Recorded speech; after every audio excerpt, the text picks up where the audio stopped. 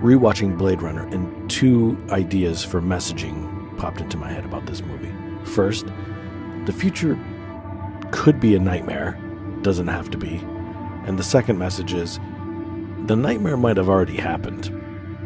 If Earth or humanity get to a point where they need special people to find replicants or robots, you're already lost. You don't want to get to that spot, because if you're in that spot, that means it's probably already gone.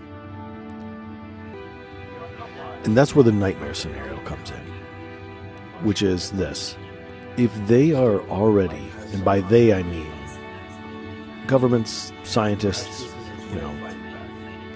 any place that's doing MIT, any place that's doing experiments, the Hadron Collider, where they're not really asking for the permission of everyday citizens. They're not really looking to have input.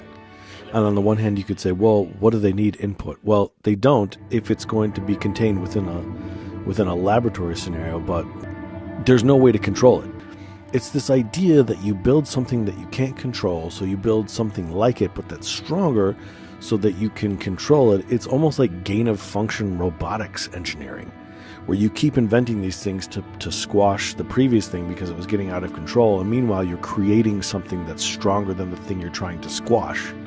In the words of Leonard Cohen, everybody knows the war is over, everybody knows the good guys lost.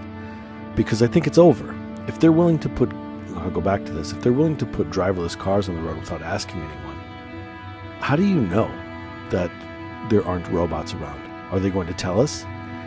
Are robots going to tell us when they're sentient? Or are we just going to have to figure it out on our own? If they're smart enough to become sentient, wouldn't they also be smart enough to think, wait a minute, should I not, like Michigan J. Frog, tell the world that I can sing and dance?